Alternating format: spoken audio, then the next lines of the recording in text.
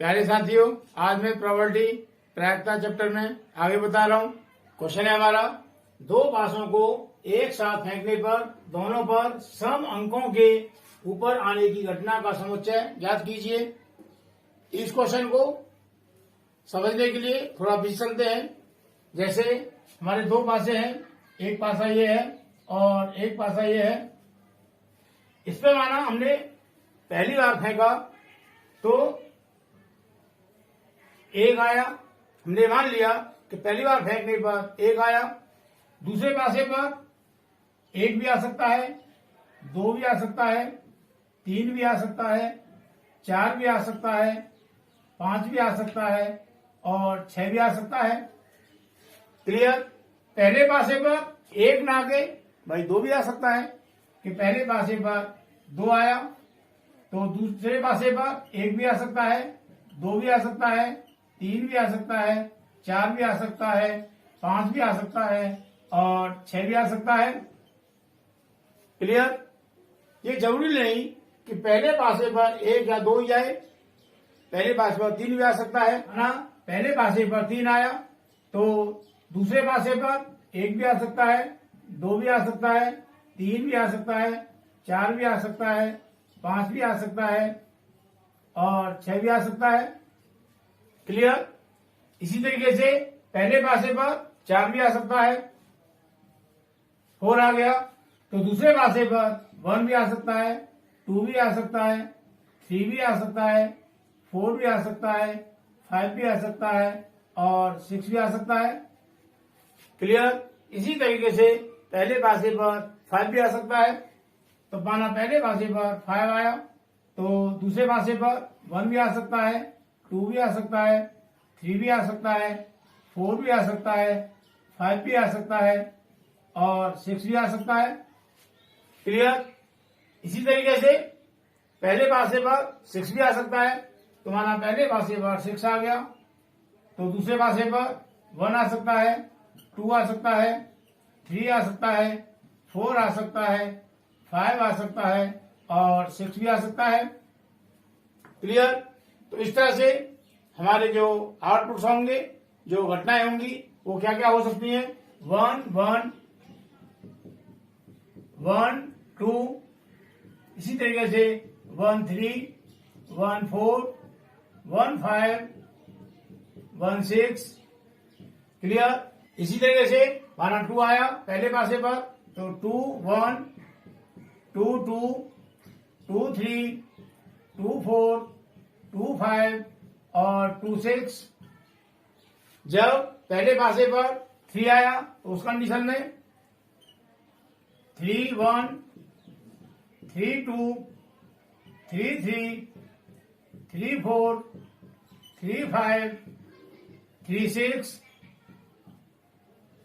ये हो जाएंगी। और जब फोर आएगा उस कंडीशन में ये हो जाएगा four one, four two, four three, four four, four five, four six. और जब फाइव आएगा उस कंडीशन में घटनाएं होंगी हमारी five one, five two, five three, five four, five five और फाइव सिक्स। क्लियर? इसी तरीके से जब सिक्स आएगा तो उस कंडीशन घटनाएं होंगी हमारी six one, six two, six three, six four, six five और सिक्स सिक्स। क्लियर? ये मैंने लास्ट वीडियो में बता दिया था, यहां मैं इसलिए बता रहा हूं कि दोबारा से एकदम क्लियर हो जाए। अब क्वेश्चन है हमारा, दो पासों को एक साथ फेंकने पर दोनों पर, मतलब दोनों पासों पर, पहले पर और दूसरे पर सम अंकों के ऊपर आने की घटना का समुच्चय।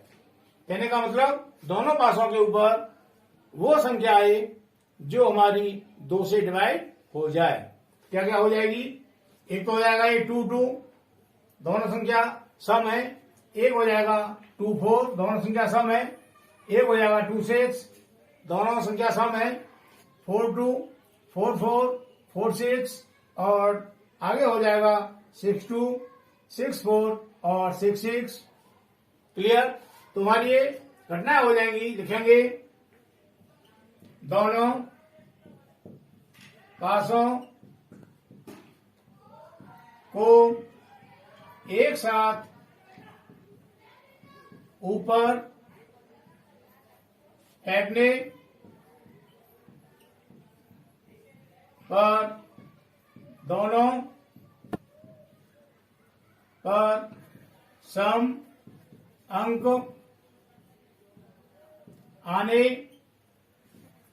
की घटनाओं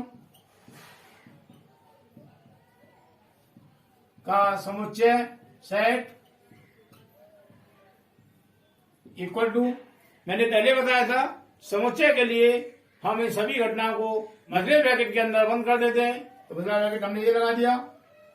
घटना होगी हमारी 22, 24, 26, 42, 44, 46 और 62, 64 और 66। क्लियर। तो ये हो गया हमारा दोनों पासों पर सम अंक आने की घटनाओं का समुच्चय सेट। क्लियर। ये हमारा आंसर हो जाएगा। क्लियर। मुझे उम्मीद है क्वेश्चन समझ में आया होगा। इसी तरह से नेक्स्ट क्वेश्चन है दो पासों को एक साथ फेंकने पर दोनों पर विषम अंकों के ऊपर आने की घटना का समुच्चय लिखिए। जैसे लास्ट क्वेश्चन था अभी बिल्कुल सेम है। उसमें क्या था कि दोनों पर सम अंक आए और यहाँ क्या है, दोनों पर विषम अंक आए। क्लियर। तो यहाँ हम देखते हैं कि दोनों पासों पर विषम अंक कौन कौन से आ रहे हैं। तो विषम अंक 1 1 हो गया, 1 3 हो गया और 1 5 हो गया। इसमें 2 वाले में तो कोई होगा नहीं क्योंकि पहला अंक 2 है जो कि सम है। तीसरे वाले में 3 1 हो जाएगा, 3 3 हो जाएगा, 3 5 हो जाएगा, विषम है दोनों अंक। और इसी तरह से 4 वाले में भी कोई नहीं होगा क्योंकि पहला अंक तुम्हारा 4 है जो कि सम है।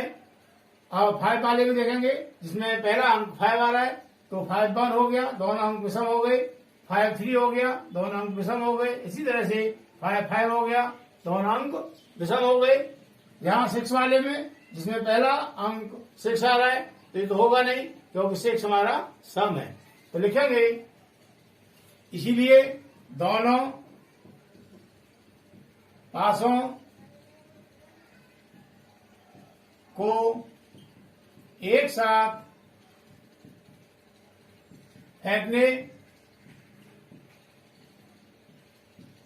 पर दोनों पर विषम अंकों के ऊपर आने की घटनाओं का समुच्चय 1 1 1 3 1 5 3 1 3 3 3 5 और 5 1 5 3 और 5 5। यहाँ दोनों अंक, दोनों पासे के ऊपर जो अंक आए हमारे वो दोनों अंक विषम है। क्लियर। तो ये हमारा आंसर हो जाएगा। क्लियर। अब नेक्स्ट क्वेश्चन, दो पासों को एक साथ फेंकने पर अंकों का योग विषम संख्या आने का समुच्चय लिखिए। जब हमने दोनों पासों को फेंका एक साथ तो दोनों के ऊपर जो ऊपर अंक आ रहे हैं उनको हम यार प्लस करें, उनका योगफल निकालें तो विषम संख्या प्राप्त हो, ये हमें देखना है। तो इसके लिए विषम संख्या कौन कौन सी होती हैं, जो संख्या 2 से डिवाइड न हो। क्लियर। तो इसमें 1 और 1 2 हो जाएगा, 2 से डिवाइड हो जाएगा। ये हो जाएगा 1 और 2 3 हो गया, 2 से डिवाइड नहीं होगा, विषम अंक है। 1 और 4 5 हो जाएगा, विषम है। और 1 और 6 7 हो जाएगा, विषम अंक है। इसी तरीके से 2 और 1 2 3 2 5 और 3 2 3 4 और 3 6। आगे 4 1 4 3 4 5 और 5 2 5 4 और 5 6। आगे 61, 63 और 65, ये सभी अंकों का योगफल विषम होगा। क्लियर? उसको लिखेंगे हम समुच्चय के रूप में। लिखेंगे दो पासों को एक साथ ऊपर फेंकने पर अंकों का योग विषम संख्या आने का समुच्चय इक्वल टू, ये हो जाएगा 1 2 1 4 1 6 2 1 2 3 2 5 3 2 3 4 3 6 4 1 4 3 4 5 5 2 5 4 5 6 और 6 1 6 3 6 5। क्लियर? ये हो गया हमारा अंकों का योग विषम संख्या आने का समुच्चय। क्लियर? इस तरह से ये हमारा आंसर हो गया। क्लियर? अब नेक्स्ट क्वेश्चन है हमारा, दो पासों को एक साथ फेंकने पर अंकों का योग अभाज्य संख्या आने का समुच्चय लिखिए। जैसे लास्ट वाला क्वेश्चन था अभी, वहां कह रहा था अंकों का योग विषम अंक आए, लेकिन यहाँ क्या कह रहा है, अंकों का योग पर अभाज्य संख्या आने का समुच्चय। तो हमें यह मालूम होना चाहिए कि अभाज्य संख्या कैसे कैसे है। अभाज्य संख्या वो होती है जो स्वयं और एक को छोड़ के किसी अन्य तीसरी संख्या से डिवाइड न हो। क्लियर? अगर डिवाइड हो जाती है तो वो संख्या हमारी अभाज्य नहीं होगी। लिखेंगे दो पासों को एक साथ फेंकने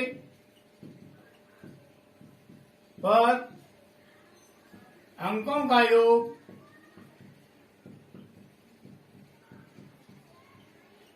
अभाज्य संख्या आने का समुच्चय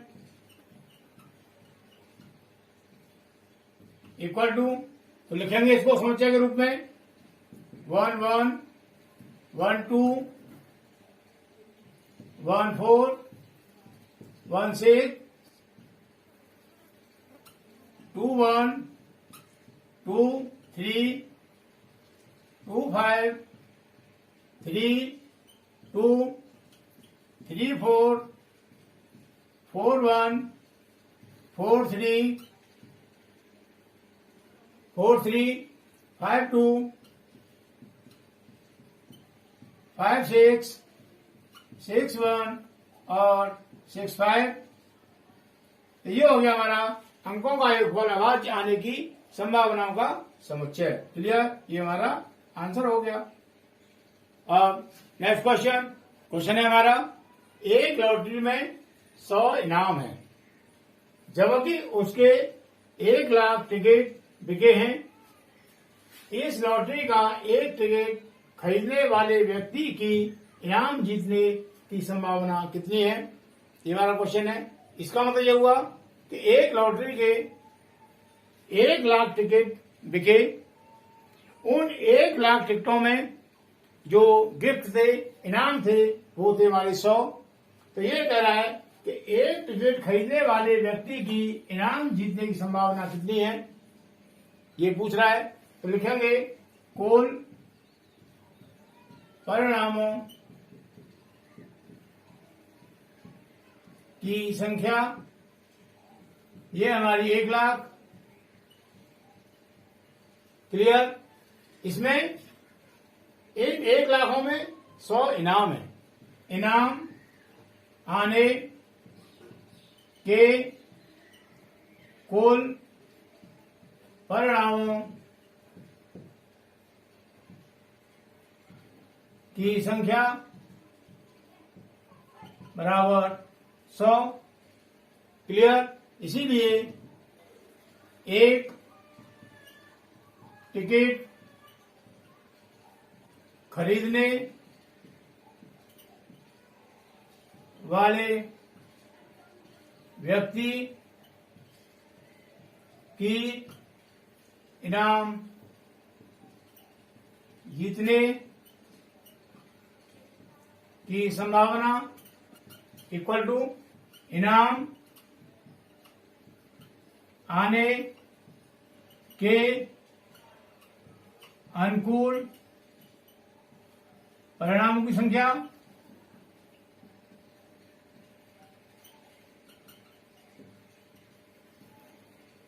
अपॉन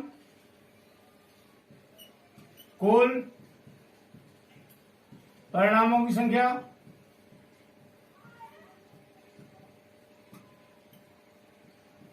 क्लियर। ये हो जाएगा हमारा फॉर्मूला इक्वल टू इनाम आने के अनुकूल परिणामों की संख्या कितनी है हमारी, ये है 100 अपॉन कुल परिणामों की संख्या हमारी 1 लाख 1 लाख। क्लियर।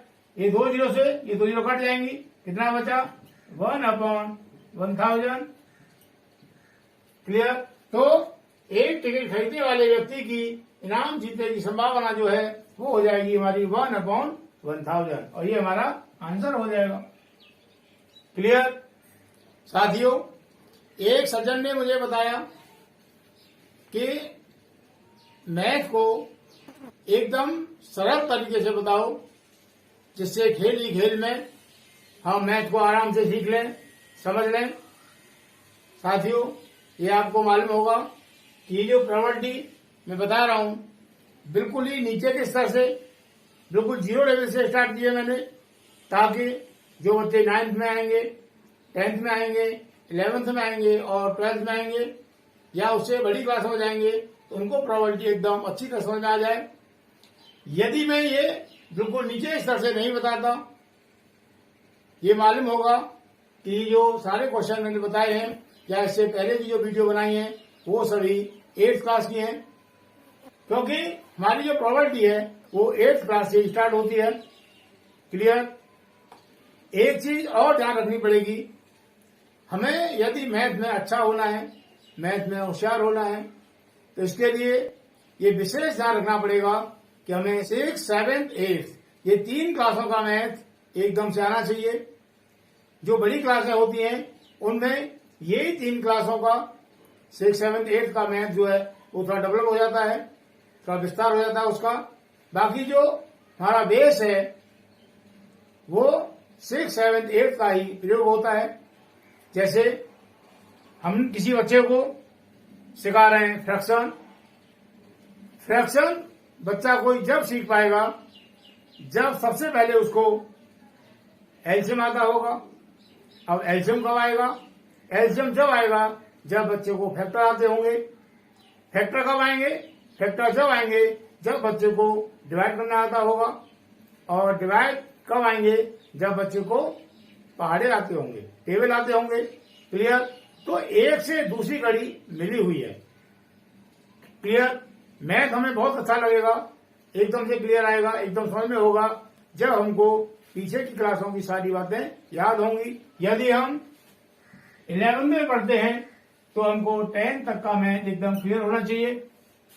यदि हम 10th में पढ़ते हैं तो हमको 9th तक का मैथ एकदम क्लियर होना चाहिए।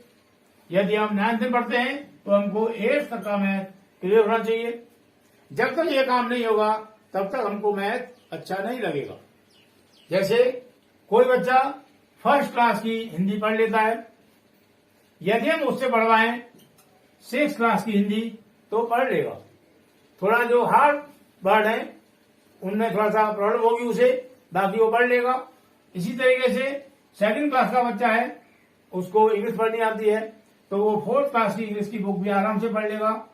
कहीं कहीं कुछ प्रॉब्लम आएंगी, लेकिन मैथ के लिए ऐसा नहीं होता। मैथ के लिए जब होगा कि जब हम जिस क्लास में पढ़ते हैं उससे पीछे की क्लास हमको एकदम क्लियर होंगी, तब जाके उस क्लास को एकदम से समझ पाएंगे।